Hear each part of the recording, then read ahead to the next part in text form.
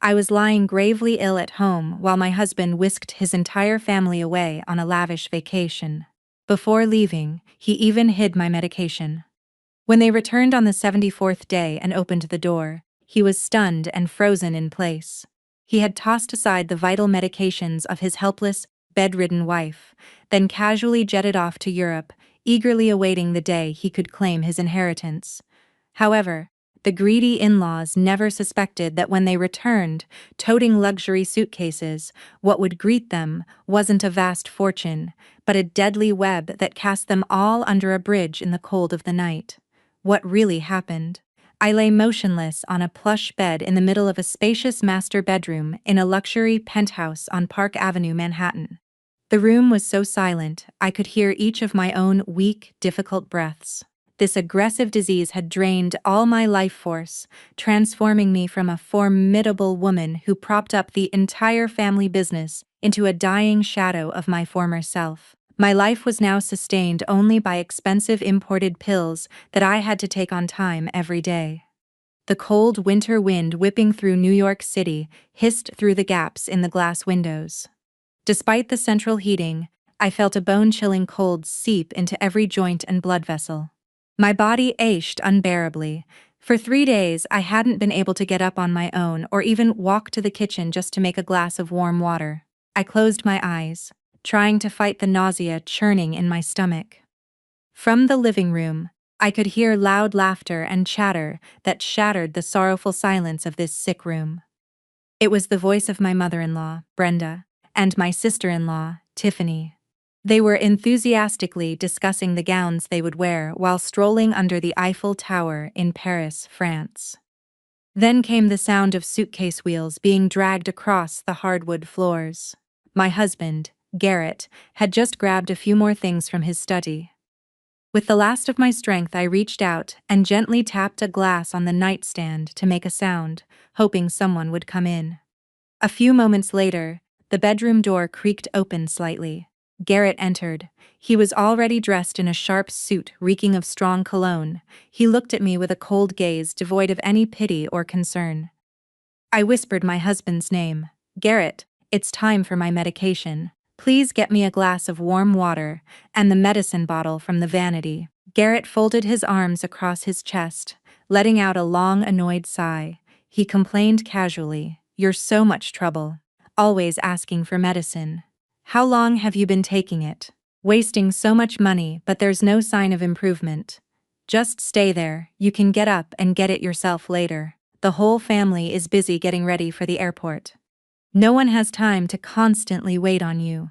I was stunned, trying to hold back the tears that threatened to spill from the corners of my eyes. I asked again, my voice trembling, "What did you say? Where is the family going while I'm lying sick like this? Who will make my broth? Who will get my medicine for me?" Brenda entered from the doorway, followed by Tiffany. My mother-in-law sneered, her gaze full of contempt as she looked at her daughter-in-law, who was growing thinner from illness. She said in a haughty tone, "We're going on vacation to Europe. The tickets were booked last month. Just because you're sick, should we all cancel a trip that was planned so far in advance? You're home alone. Take care of yourself. If you're hungry, order food online. Your medicine, get it yourself. Garrett has worked hard to support this family all year. He deserves to rest and have fun, too." Hearing those cruel words from my own mother-in-law's mouth, my heart felt like it was being squeezed. The reality was, from the luxury penthouse they lived in to the trading company Garrett led as his CEO, everything was built with my money and hard work. I had hidden my identity as the daughter of a conglomerate family, embracing the role of an ordinary wife and stepping into the background to protect my husband's pride. I handed him the CEO position so he could feel proud in front of his relatives and friends. But now that I had fallen ill, they saw me as a burden, a useless parasite. Tiffany, the sister-in-law who used to sweet-talk me for shopping money, now chimed in with her mother. "All just rest well at home, okay? We'll only be gone for about a month. Stop being so needy with Garrett. He's already exhausted from work pressure." They all went back to the living room, leaving me alone in the cold bedroom. I stared at the ceiling, tears streaming down, soaking the pillow. the cruelty of the people I once considered family, whom I had loved and cared for with all my heart, was now so starkly clear.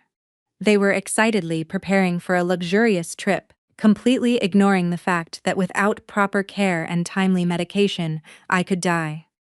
The clock showed 11 p.m. It was time for Garrett's family to leave for JFK International Airport to catch an early morning flight. In the bedroom, intense pain began to grip my stomach because I had missed my medication time. The pain radiated from my stomach to my chest, leaving me breathless. Sweat poured down my face, even though it was a cold winter outside.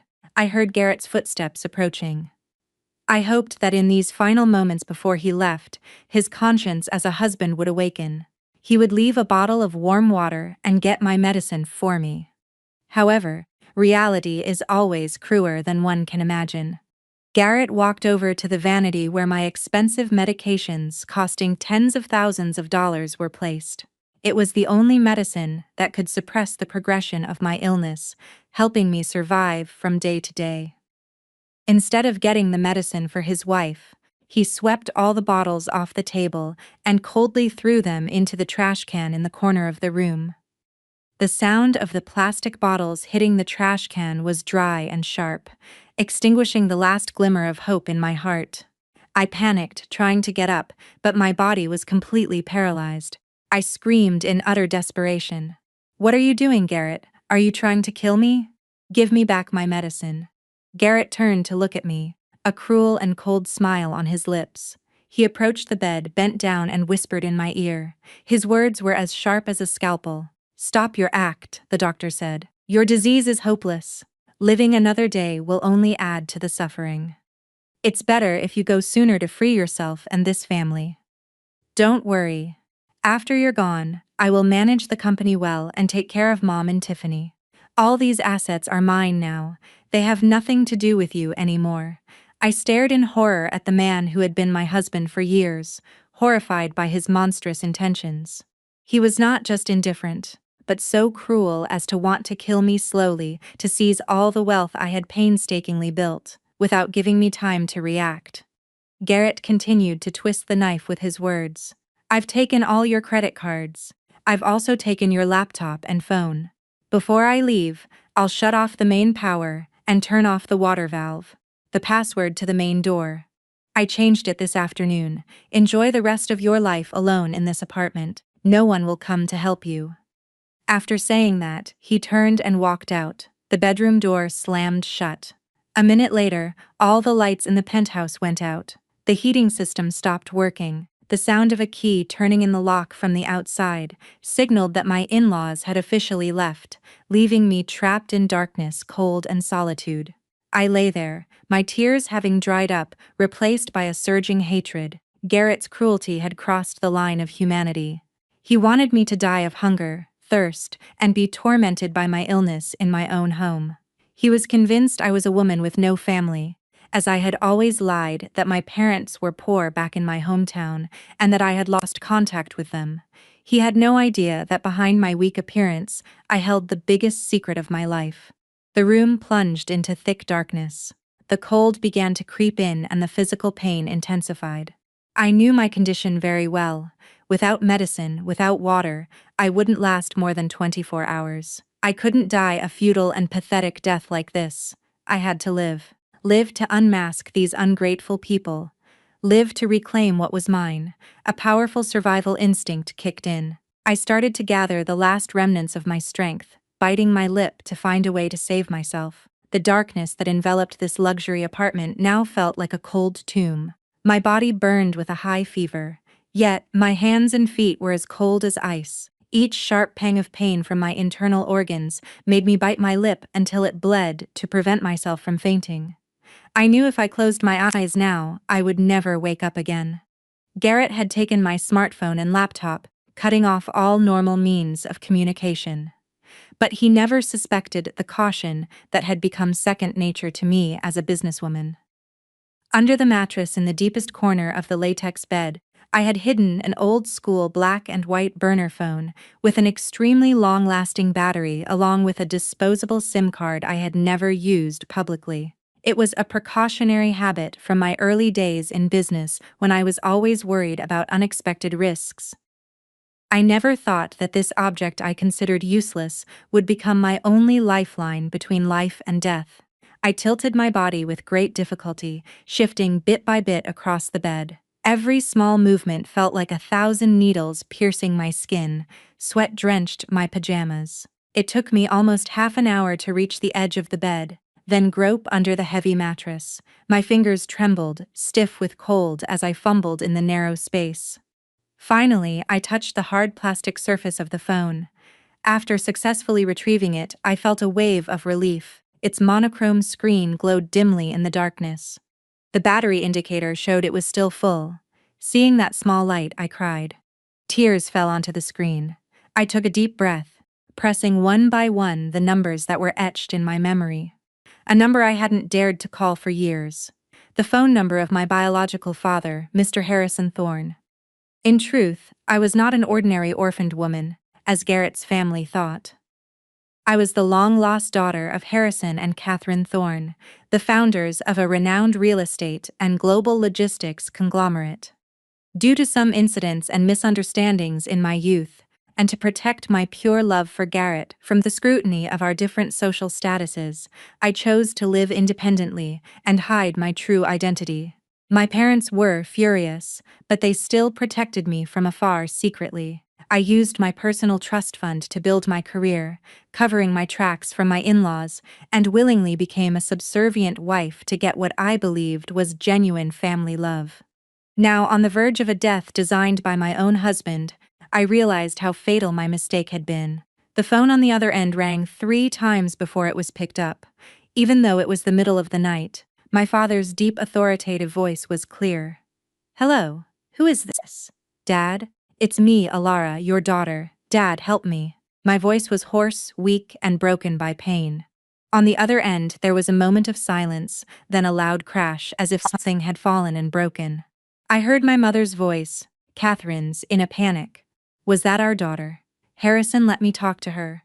My father tried to remain calm, but his voice had changed with anxiety. Era, where are you? What's happened to you? Your mother and I are here. Explain your condition now. Don't be afraid. Mom and Dad are here. I fought through the pain and explained my situation clearly. I'm gravely ill, locked in the penthouse in Manhattan by my husband's family. The power and water are off. They threw away all my medicine and went abroad. I can't walk anymore. The password to the front door has been changed. Dad, send someone to break down the door and save me. Please hurry. Dad, I'm in so much pain. Without asking further questions, the decisive nature of a conglomerate chairman immediately took over. My father gave orders crisply. Keep your phone on. Don't hang up. Your mother and I are on our way. The call ended. I clutched the phone tightly. The room was still dark and cold, but a spark of warmth had ignited in my heart. The bond of family is the most sacred feeling. It will never betray or abandon you in your most difficult moments. I closed my eyes peacefully, waiting for the light of life to knock on the door. Simultaneously, I buried this grudge deep within me, vowing to myself that I would make those ungrateful people pay a fitting price. The wait felt like an eternity, like centuries passing.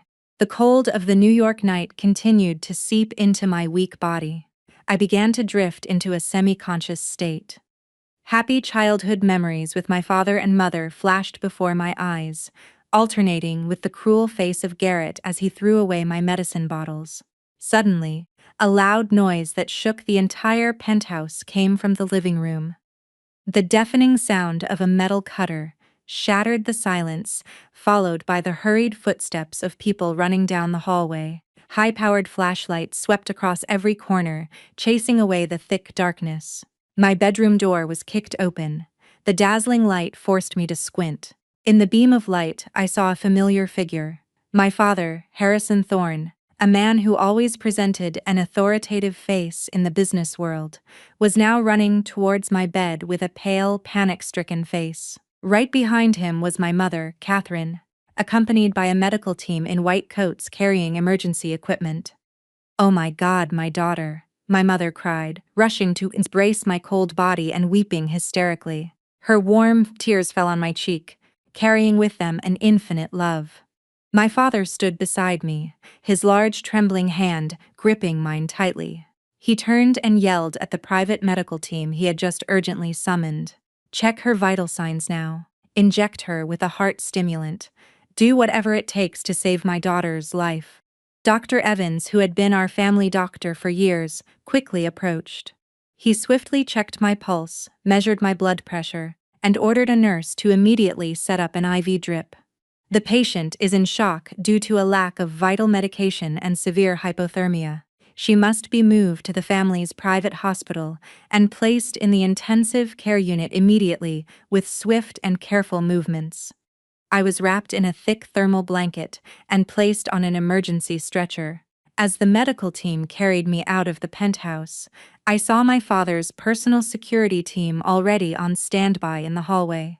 My father paused for a moment in the middle of the living room, looking around the cold, powerless, and waterless home. His eyes blazed with extraordinary anger. He ordered his assistant, standing beside him, "Have people secure this apartment in its current state. Collect all the CCTV footage from this building. How dare they do something so cruel to my daughter? I will show them what it means to be alive, yet feel dead." A special ambulance wailed, breaking the silence of the city night, speeding towards the best international hospital in the city. Inside the warm ambulance, my mother continued to hold my hand, ceaselessly stroking my sweater-drenched hair. My father sat quietly in the corner, his eyes red, holding back heartache and regret. "I'm sorry, Dad, Mom," I whispered through the oxygen mask. My mother quickly placed her finger on my lips, gently soothing me. "Don't say anything, dear. Save your strength. We're almost home. Dad and Mom are here. No one can hurt you anymore." That night, the battle to reclaim my life was fought fiercely in a private emergency room. With the help of the most modern equipment and the most expensive drugs provided by my family, my heartbeat slowly began to stabilize. After passing the critical phase, I fell into a deep, safe, and peaceful sleep. For the first time after years of being a wife and daughter-in-law, I felt what true protection meant. The angel of death had knocked on my door, but the embrace of my family had pulled me back from the abyss. I woke up as the warm morning sun streamed through the large window of the VIP hospital room. A week had passed since that terrifying night. My health had miraculously recovered under the intensive care of the best team of doctors and the boundless love of my parents. Every day I was given the most nutritious foods, like organic bone broths and rare supplements, combined with the most advanced treatment protocols. This morning my mother brought a bowl of fragrant chicken noodle soup. While feeding me, she gently told me light-hearted stories to cheer me up. My father entered the room holding a tablet.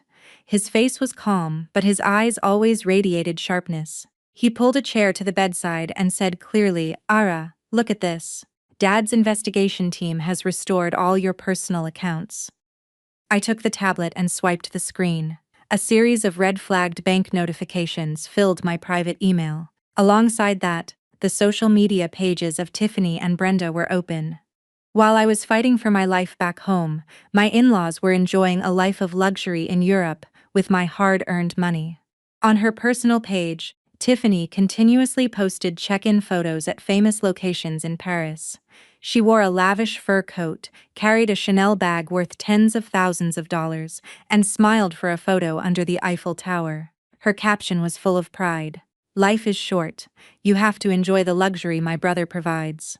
Brenda wasn't to be outdone. She constantly live-streamed on social media, showing off to relatives back home about dining at Michelin-starred restaurants in Italy and staying in extravagant five-star hotels. In one comment section, when a relative asked about her sick daughter-in-law at home, Brenda casually typed a reply. "Life and death are destined. Our family has done our best. If it doesn't work out, what can you do? We'll be home soon to arrange the funeral." That's being beautiful enough. Next to the glamorous photos was a long credit card statement. Garrett had used the supplementary credit card linked to my company's account to shop without limits. A Rolex watch, diamond jewelry, paying for luxury hotel suites, and renting a convertible to drive along the coast. In just over 2 months, the amount they had spent had exceeded $500,000. Seeing the numbers dancing on the screen, my heart no longer felt pain or despair, but a frightening calm. The heartache had frozen, crystallizing into a will as strong as steel. They thought I was rotting at home, getting ready to plan a celebration party and collect the inheritance. They treated my life like trash, using my money to satisfy their boundless greed. My father spoke up, breaking the silence. "What's your plan to handle this? If you want, I can immediately freeze all their credit cards abroad, leaving them stranded on the streets right now." I shook my head and placed the tablet on the table. My voice was soft but firm. "No need, Dad. You wanted to call the FBI and have them arrested for attempted murder right now. But going to jail today is too easy for them. Let them indulge as much as they want. Let them fly as high as they can in their illusion of wealth. I want them to enjoy their full 74-day vacation as planned.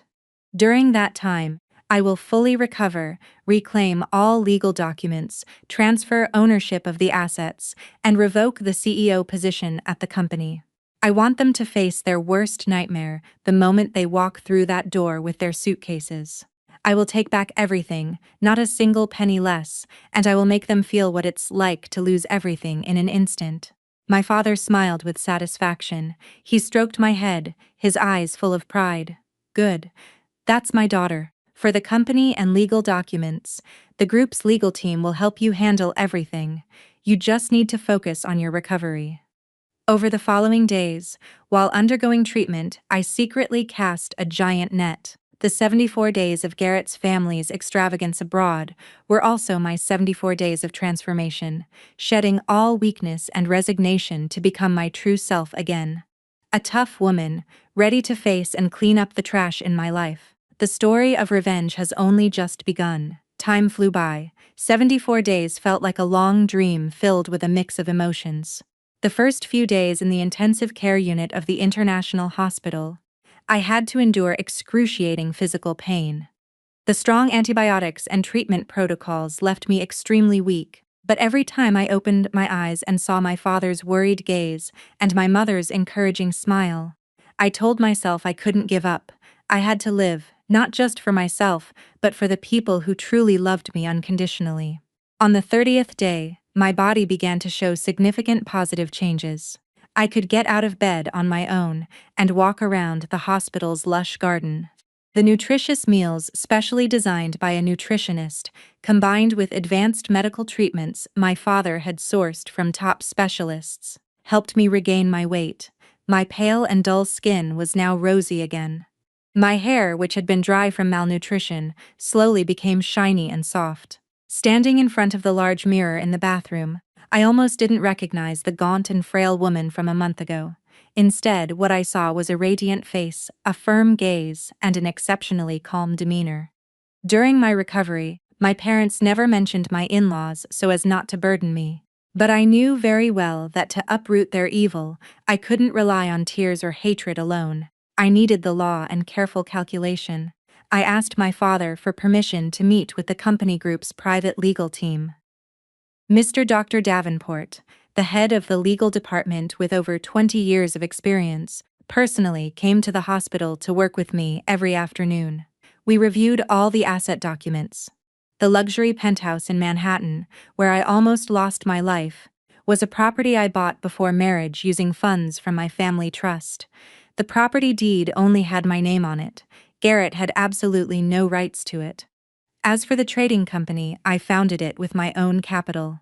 But because I wanted to protect Garrett's pride in front of his relatives, I used my majority voting rights to appoint him as the chief executive officer, while I myself stepped back to be a mere logistics coordinator. Mr. Davenport carefully flipped through each page of the files, analyzing clearly. "Miss Thorne, legally you hold 95% of the company's shares. Mr. Garrett is merely a CEO appointed by your majority vote. At any time, you can hold a board meeting to unilaterally terminate his employment contract and revoke his position without needing his consent.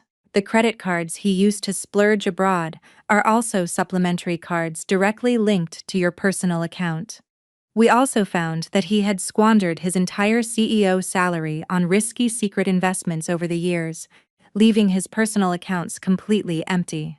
Hearing that, I smiled sardonically, a bitter smile for my past foolishness, but also a victorious smile for the game at hand. I asked Mr. Davenport to immediately prepare all the necessary legal documents.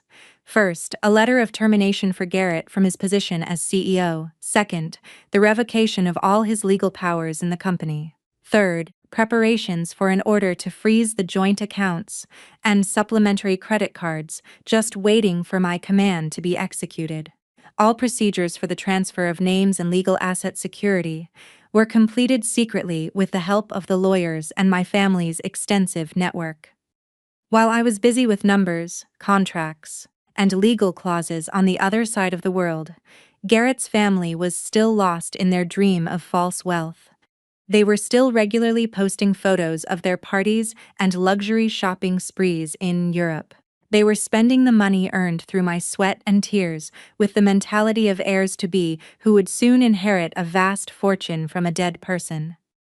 The contrast between my cold, calculated calm here and their foolishness and greed there made the net I was casting even more perfect. On the 70th day, the head doctor officially declared that I had made a miraculous recovery. All vital indicators and lab test results were at ideal levels. The disease was completely in remission thanks to the latest medicine. I asked my parents' permission to leave the hospital and return to the penthouse in Manhattan to prepare for the best chapter of my life.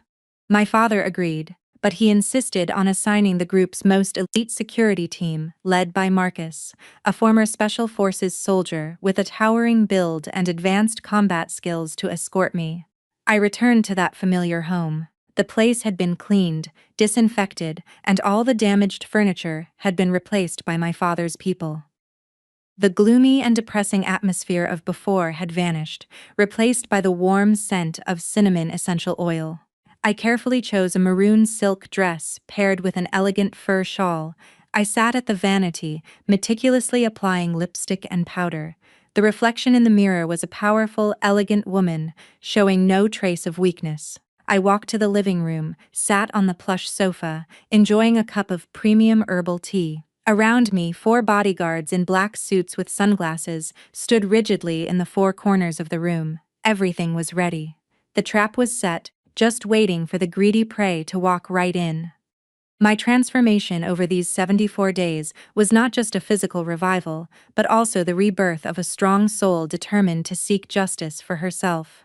The clock struck 300 p.m. According to the intelligence provided by my father's team, the flight from Europe carrying Garrett's family had landed 2 hours ago. Right now, they must be busy hauling their suitcases full of luxury goods into a taxi to return to the penthouse. My heart beat with a profound calm, without a hint of fear or anxiety. The atmosphere in the living room was so quiet that the ticking of the wall clock could be heard. I sipped my tea, savoring its delicate sweetness. Marcus, the captain of the security team, stood 1 meter away from me, his posture as solid as a fortress. The other 3 guards stood in a ready position, their eyes fixed on the sturdy wooden door. Everything in this house exuded an aura of power and piercing cold. From the hallway outside, the sound of rolling suitcases grew clearer, punctuated by the cheerful laughter and casual chatter of Garrett and his family. The apartment's soundproofing was excellent, but because they were talking so loudly, deliberately showing off to the neighbors, I could still hear every word clearly from inside. Brenda's voice was shrill, full of satisfaction. "Garrett, be careful with my new bag. It's a limited edition, cost a fortune. Even a little scratch would break my heart. Once we get home, rest for a bit, then open your laptop. Find a good funeral service number. Era's body must be starting to smell by now. We'll need to hire a professional disinfection team, too, so this beautiful house of mine doesn't stink." Tiffany chimed in enthusiastically. "That's right, Garrett. After the funeral, don't forget to call the lawyer to get the deed for this penthouse transferred right away. The company's directorship needs to be changed, too. I've been eyeing a pretty pink sports car. After we're done with Allah's affairs, you have to buy it for me, okay?" Garrett laughed with satisfaction, the laugh of someone convinced he had won the game. Mom, Tiffany, relax. Everything will be taken care of. The documents are in place, so the inheritance process will be quick. All the money in this house is ours now. You can buy whatever you want. Now, get ready to hold your noses. I'm opening the door. I heard the beeping of the smart lock panel outside. Garrett was entering the passcode. He had no idea that on the night I was taken to the ER, my father had ordered people to dismantle the old lock and install a new security system, perfectly restoring the heavy wooden door to look identical to how it was before they left. An error beep sounded. Garrett grumbled in frustration. Weird, the passcode is wrong. I definitely changed it to Tiffany's birthday when we left for the airport. Brenda grumbled. Try again, maybe you pressed the wrong number. This long trip is exhausting. I just want to get inside and rest.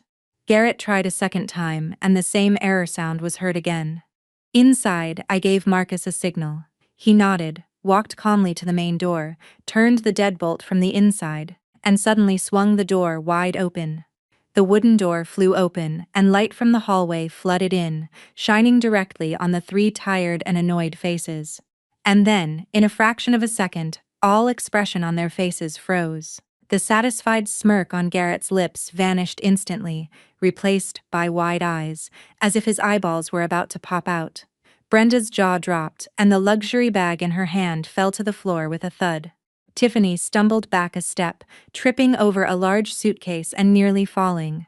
Before them was not a dark, messy house with the foul smell of a decaying corpse. They were standing before a living room, bathed in sunlight with the soothing aroma of essential oils, and in the middle of the room, on an expensive sofa, sat me. I was wearing a brilliant red silk dress, exuding an aura of grace and power like a queen welcoming traitors.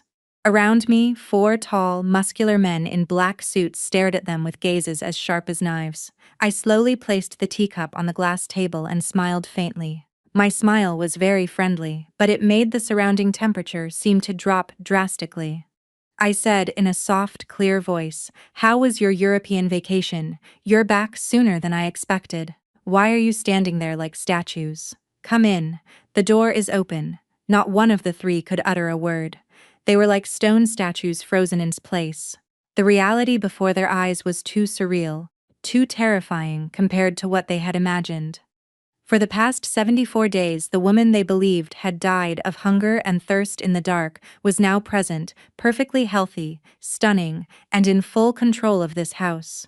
This fatal shock was the first gift I gave them on the day of their return.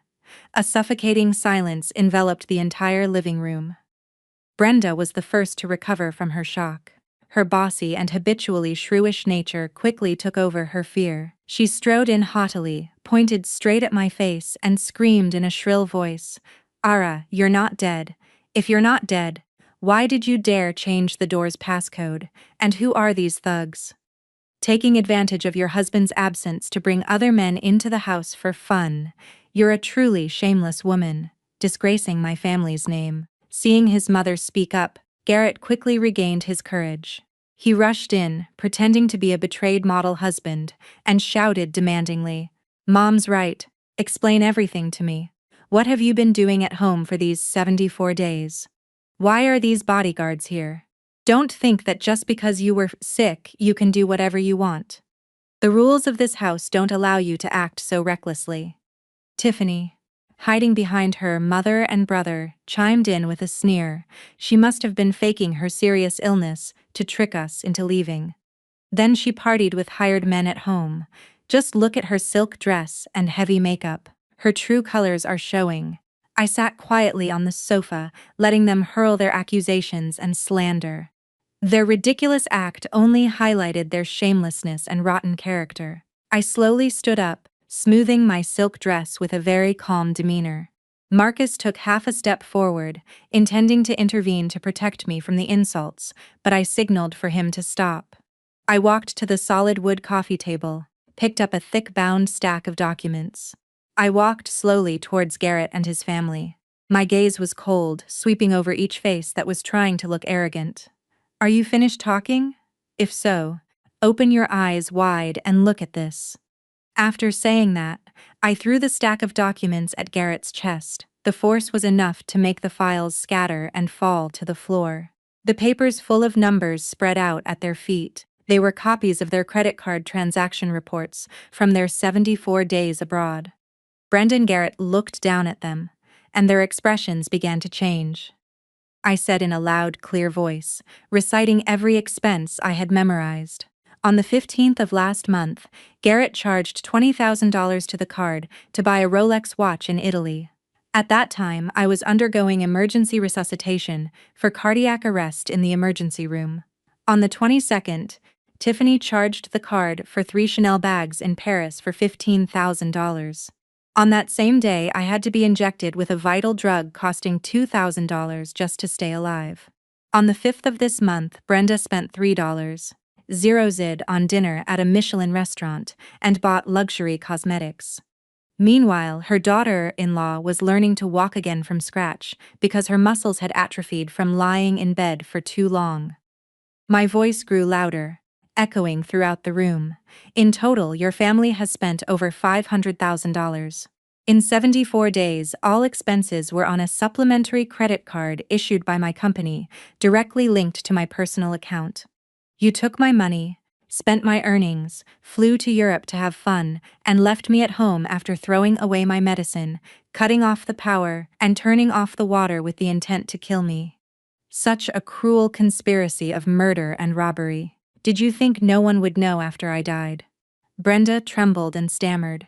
You're talking nonsense. Who conspired to kill you? The medicine was accidentally spilled by Garrett. The power and water were off because of a utility company issue. Don't slander us. Garrett's face was ashen. He realized that I not only knew everything, but also had solid proof. He tried to change tactics, softening his voice, feigning regret. Ara, you've misunderstood. We went on vacation because the tickets were already booked and couldn't be cancelled. As for at home, I thought you could call someone to help. Look, you're all better now. We're husband and wife. Let's resolve this peacefully. I burst out laughing, a bitter laugh that echoed in the room. Resolve this peacefully. You don't deserve to say that to me. All of your vile actions were recorded. From throwing the medicine bottles in the trash, turning off the water valve to flipping the main power switch, everything was clearly recorded by the penthouse's indoor smart security cameras. Don't even try to deny it. Your true faces have been exposed. My patience and love for this family died with me on that cold night. The one standing before you now is only the true owner of all the assets you covet. The irrefutable evidence and my firm statement were like ice water poured over Garrett and his family. Their arrogance and pride vanished, replaced by extreme panic. They looked at each other, then at the bank statements scattered on the floor. Finally, they looked at the 4 large bodyguards standing at the ready. Tiffany, the spoiled sister-in-law, couldn't handle the pressure and burst into hysterical tears. She clutched her luxury bag tightly and wailed. I didn't know anything. Throwing away the medicine and turning off the power. That was all Garrett and Mom's plan. I just went along for the trip. Forgive me, Ara. I don't want to be involved. Hearing her daughter's words, Brenda shot her an angry look, but she herself was trembling too much to stand straight. Her attitude changed in a flash. She stepped forward, about to grab my hand. Her tone became pleading. My dear daughter-in-law, I know I was wrong. It was all Garrett's rashness. I'm old and forgetful. I couldn't advise him properly. I'm sorry, dear. Please forgive our family this one time. We're still family after all. Garrett also rushed forward, showing deep remorse. He raised both hands and swore, Ara, I was wrong. It's like I was possessed by a demon to do those terrible things. I know you still love me. We've been together for so many years. Our marriage bond is strong. Give me one more chance to make it up to you.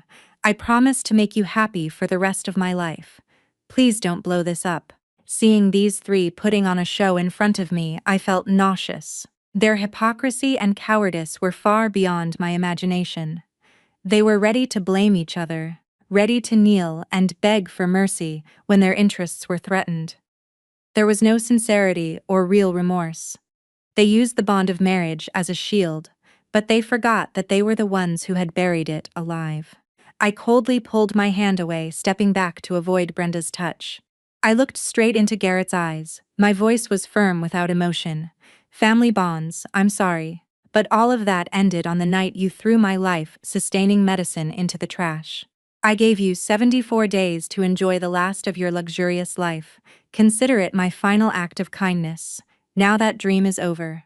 Welcome back to reality. After that, I turned to Marcus, nodded, and gave a firm command. Marcus, do your job. Get these irrelevant people out of my house now. The order was given. The 4 bodyguards acted immediately with professional and decisive force. They moved in 3 directions, securing Garrett and his family. Marcus grabbed Garrett's upper arm. His strong grip made Garrett wooze in pain, unable to resist. Another guard locked Brenda's arms, while a third handled Tiffany. Brenda screamed hysterically, struggling like a mad woman. Let go of me. I'm his mother-in-law. I have the right to live in this house. You ungrateful daughter-in-law. How dare you kick out your mother-in-law? You'll be cursed. Garrett tried to fight back, shouting, Alara, you're insane. You want to kick out your own husband? This is our home together. I stood with my arms crossed, calmly replying, You're wrong. This penthouse is in my name alone, bought with my own money before we were married. You don't have a single cent of right to it here. Get them out. The 3 guards wordlessly and forcefully dragged Garrett and his family out. Their struggles were futile against the physical strength and skill of the professional guards. They were roughly pushed into the outer hallway. Then the 4th guard quickly grabbed all the luxury suitcases they had just brought and threw them out. The heavy suitcases slammed against the hallway walls, creating a loud noise. Tiffany shrieked, crawling on the floor to pick up her dropped handbag. Garrett and Brenda staggered to their feet, their clothes disheveled, their faces pale with shame. I stepped to the threshold, looking down on the people slumped at my feet, and gave a final warning. From this moment on, you have no relationship with me whatsoever. This penthouse is forever forbidden to you. If you dare to come here and cause trouble again, I will report you to the police for trespassing. Be prepared to face the consequences. After that, I stepped back and slammed the wooden door shut. The loud bang cut off the cries and curses from outside. I took out my phone, opened the smart home app, and immediately deleted all the old fingerprints and changed the password to something more complex. Finally, the house was quiet and clean again. The first step of this cleansing was complete, but this was just the beginning of their family's total destruction. The next morning, New York was greeted by a rare warm sunshine in the middle of winter. I woke up early, feeling refreshed and full of energy. After a sound sleep without nightmares, I put on a neat work outfit, a white silk shirt paired with a black pencil skirt, and an elegant long coat. It was time for me to clean up the mess Garrett had left at the company and cut off all their financial sources. With the security team escorting me, my first destination was the headquarters of the city's largest bank. As a top-tier private client, I was greeted directly by the branch manager in a VIP room. I placed my identity documents and family card on the table, giving firm instructions to freeze all balances in the 2 joint accounts I shared with Garrett. Furthermore, I requested the permanent blocking of all supplementary credit cards in the names of Garrett, Tiffany, and Brenda that were linked to my company account. All fixed-term deposits in my name were also to be moved to a new secure account, accessible only by me. The bank staff worked very quickly. Within 15 minutes, a series of confirmation messages arrived on my phone. All the cash flows that supported the lavish lifestyle of Garrett and his family had been officially cut off. From now on, they couldn't withdraw a single penny from my assets. Leaving the bank, we went straight to the office of the trading company I had founded. The Class A office building stood majestically in the bustling central business district. It had been a long time since I had returned to this place, not as a humble warehouse manager, but as the supreme authority. I walked into the main lobby with a confident and commanding presence. The receptionist and department heads who saw me looked shocked and confused. I went straight to the large conference room and asked the head of HR and the chief accountant to immediately hold an emergency meeting. There, I presented the proof of my 95% ownership of the shares, along with the emergency board resolution, and the decision to terminate Garrett's employment as CEO effective immediately. All administrative and legal procedures with the relevant ministries had been completed by my lawyer beforehand. Now was just the time for the official announcement. Around 1000 a.m., Garrett finally showed up at the office. He was wearing the flashy suit he bought in Italy, strutting in like a CEO, completely unaware of the storm that had already arrived. As he was about to step through the automatic glass doors, 2 security guards blocked him. "I'm sorry, Mr. Garrett. You are not allowed to enter." Garrett glared and snapped, "Are you blind? I'm the CEO of this company. Who gave you permission to block me? Move." Just then, the head of HR came out, carrying a small box containing a few of Garrett's personal belongings from his desk, along with a termination letter stamped in red. The manager coldly handed the box to Garrett and said, "Sir, as per the decision of the board of directors and the largest shareholder, Miss Thorne, you have been officially terminated from your positions as CEO as of this morning. You are no longer an employee of this company. Please take your personal belongings and leave the office premises." Garrett froze, his hand trembling as he received the termination letter. At the same time, the phone in his pocket rang loudly. It was Tiffany, her voice on the other end panicked and tearful. "Garrett, help me. I'm having coffee with friends at a 5-star restaurant. When I went to pay, the cashier said my card was blocked. I tried using another card to shop at the mall, but it was also declined. I don't have any cash on me. My friends are laughing at me here. Check your account, Garrett." Garrett frantically opened the banking app on his phone. The screen only displayed a red notification. "Account frozen at the request of the primary account holder. All transactions denied." He stood there petrified in the middle of the building's lobby. The box in his hand fell, its contents scattering. All the arrogance built on his parasitic status now lay shattered in pieces. In less than 24 hours, from being people rolling in wealth, Garrett and his family had been stripped of all luxury, officially becoming penniless in the harsh reality of life. My total economic punishment had delivered a fatal blow, opening a new chapter of suffering for the ungrateful. Expelled from the magnificent office building, Garrett walked dejectedly on the sidewalk, clutching the box of his trivial belongings. The cold winter wind pierced through his thin suit jacket, making him shiver in his pocket. His phone kept ringing with calls from his mother and sister. He answered the phone with a weary voice, informing them that all accounts were blocked and he had just been fired. From the other end, the sound of Tiffany's crying and Brenda's complaints was deafening. The 3 of them met at a cheap diner in a small alley, in stark contrast to their glamorous appearance just after getting off the plane. They now looked utterly shabby. Their scuffed luxury suitcases lay on the dusty ground. Tiffany's eyes were swollen from crying, her makeup smudged. Brenda sat slumped in a plastic chair, her face a mask of extreme panic. Garrett rummaged through all his pockets, and the loose change he collected amounted to only about $50. That amount wasn't even enough to hire a cab to transport their belongings, let alone find a place to stay. As night fell, the cold of New York began to bite. With no other choice, Garrett was forced upon some of the luxury goods they had just bought. He took Tiffany's Chanel bag and removed the Rolex watch from his wrist. However, without authenticity papers, and in a desperate position, the pawnshop owner would only buy them at a very low price, less than a quarter of their original value. Holding a handful of cash, Garrett tasted the bitterness of reality. Those luxury items, without the aura of wealth, were just lifeless objects that couldn't save them. With what little money they had, the 3 of them found a cheap room in a crowded, run-down motel. The room was damp, cramped with peeling walls and a musty smell. There was no soft bed or heating, only a rickety wooden bed frame and a thin, worn-out blanket. Brenda shed tears. Just yesterday, she was sleeping in a 5-star hotel. Now, she had to huddle in this squalid place. Their first dinner was 3 bowls of instant ramen, made with hot water borrowed from the motel owner. Their stomachs were empty, but no one had an appetite. Exhaustion, disappointment, and fear for the future began to eat away at their fragile family bond. The blame game started. Brenda slammed down her plastic fork, pointed at Garrett's face, and scolded him.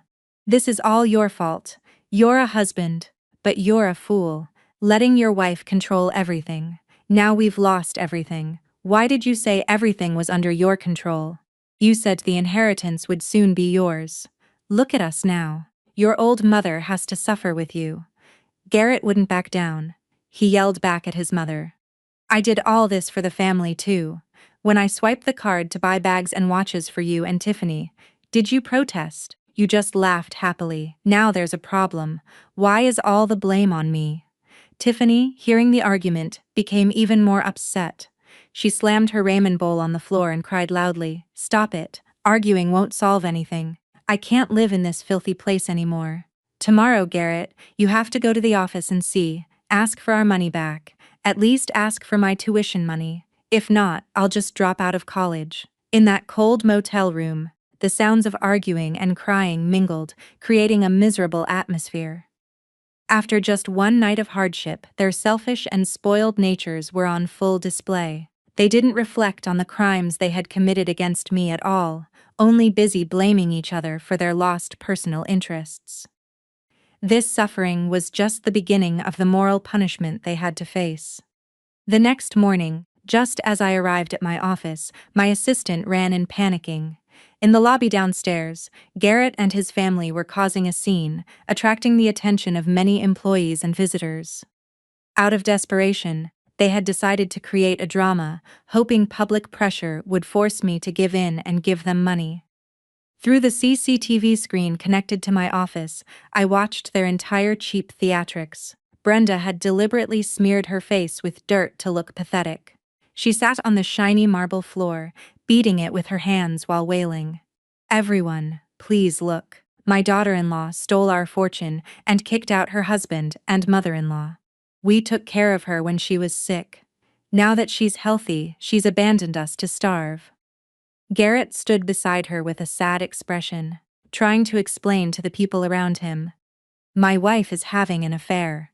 They conspired to frame me and seize the company I built with my own hard work. I just want to meet and talk peacefully, but she had security throw us out." Tiffany also played her part well, sobbing while begging for mercy. "My sister-in-law is so cruel. She cut off all my tuition money. She wants me to drop out of school. Our family has nowhere to live now. We just hope she'll give us a chance to live." The crowd grew larger. Whispers were heard, and the building's security guards had to form a barricade to prevent them from getting further inside. Some people even started recording with their phones. I sat calmly in my director's chair, sipping warm coffee. I wasn't angry and had no intention of going down to argue with them. Shameless people will do anything when cornered.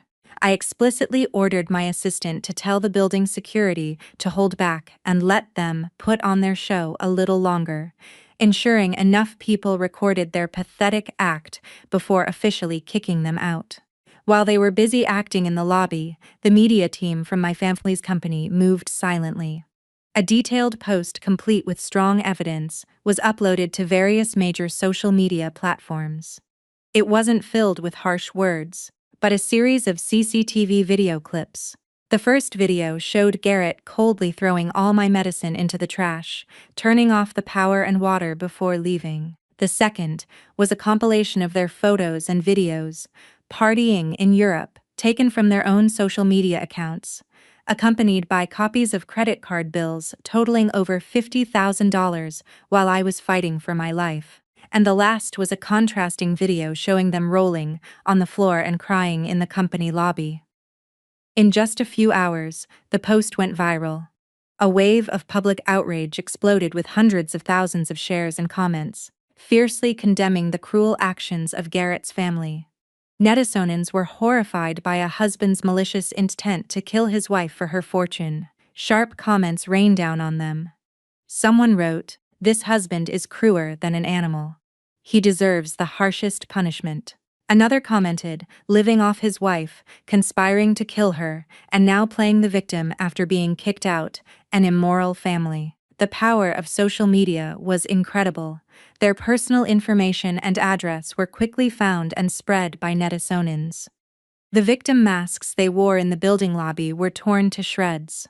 The authorities arrived, dispersed the crowd, and asked Garrett's family to leave.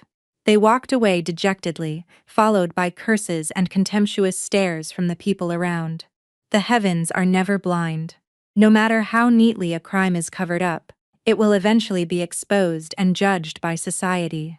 The social media storm quickly spilled over into the real world, turning the lives of Garrett's family into a series of tragedies. After the truth was revealed, all doors of hope were closed to them. They finally felt what it was like to be ostracized by the entire community. Garrett, the mastermind behind it all, became a public enemy. Out of money, he tried to find menial jobs. However, his face was plastered everywhere. When he went for an interview, the HR manager immediately recognized him and threw him out rudely. "Our company does not hire people with depraved morals like you. Please leave. Don't dirty our office." He was blacklisted from the entire job market. Tiffany's fate was no better. The video of her drama went viral among the students at her university. When she entered the campus, all eyes looked at her with disgust. The friends who once admired her wealth now avoided her. The final blow came when she was officially dropped from all her classes due to overdue tuition fees, and the student body ostracized her completely. Her college future was ruined. Meanwhile, Brenda had her worst day at the local grocery store. As she was about to pay for her groceries, the cashier recognized her from the viral video. The manager immediately stepped in, refusing her service and asking her to leave, shouting, "Get out! We don't serve people like you. Everyone knows what you and your son did to your daughter-in-law."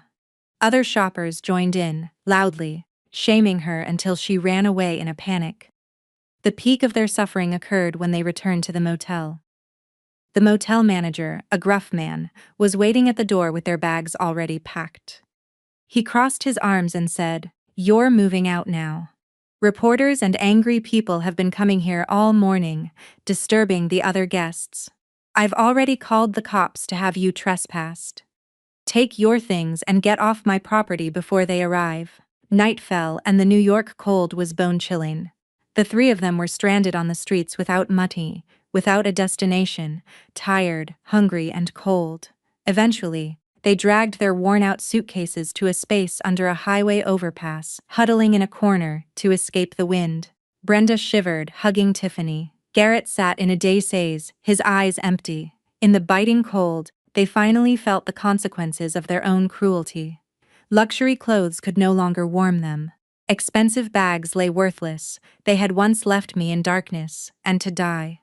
Now karma had made them feel the same desperation, multiplied. Today was the day of the divorce and asset dispute hearing between me and Garrett at the state courthouse.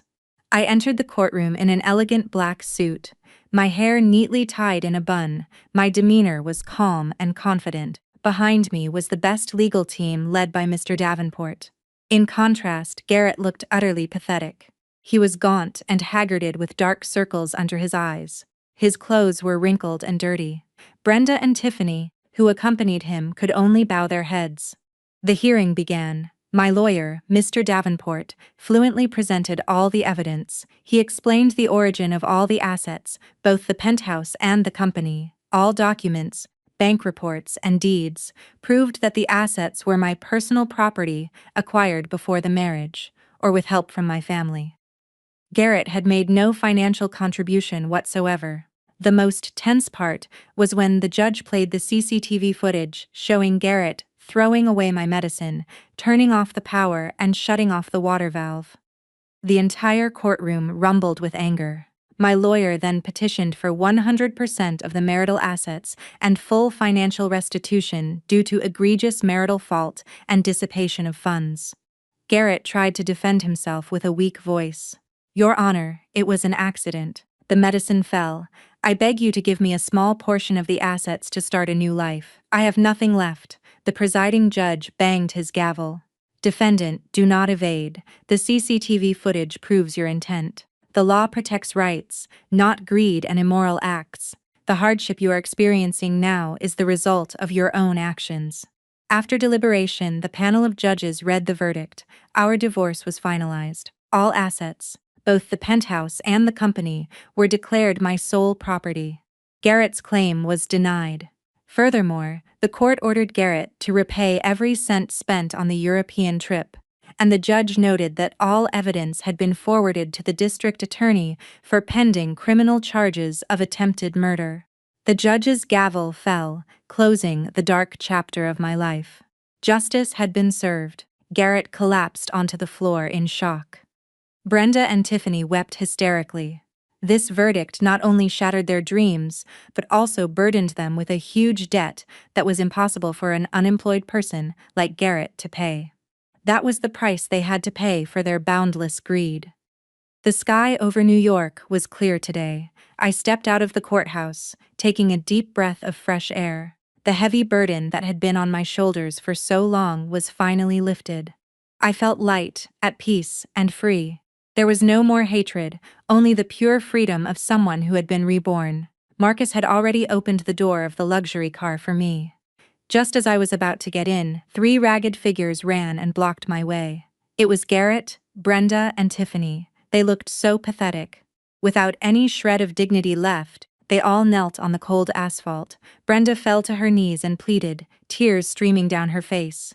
"Ara, please, I know my sins are great. Living under the bridge has opened my eyes.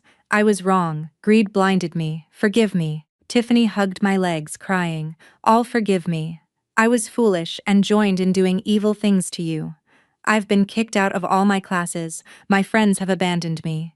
Please give me a chance to change." Garrett cried before me, the tears of a grown man streaming down his face. "Ara, I realize my mistake is enormous. I'm not asking you to come back. I'm not worthy. I will accept this punishment. I only beg you to give my mother and sister a little money so they can afford a bus ticket to leave New York and start over somewhere else. I promise I will work hard to pay off my debt. Please don't let us die of starvation on the streets." I stood silently looking at them.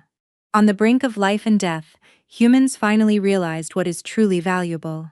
Their tears of regret today seemed sincere, a moral awakening after experiencing extreme suffering. This lesson, though late, was the most valuable one for them.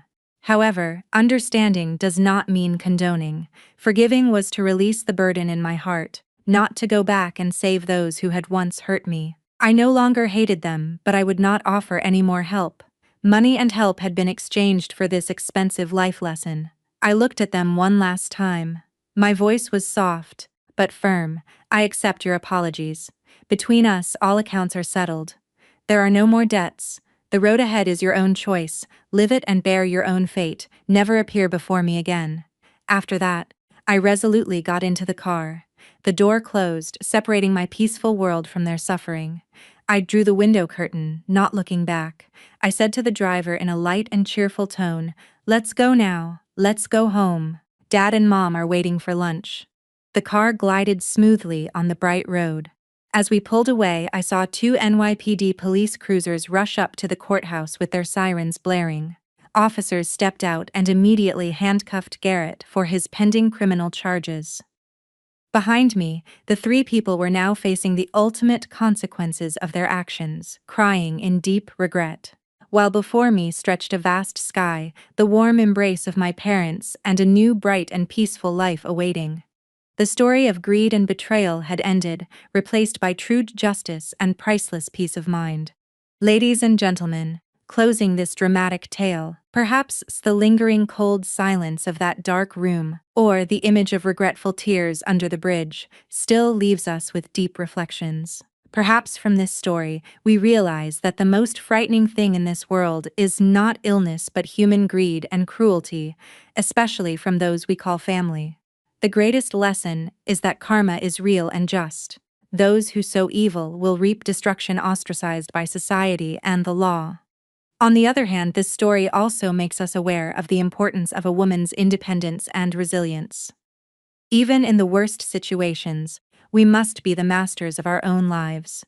Be financially independent and be brave enough to defend our destiny.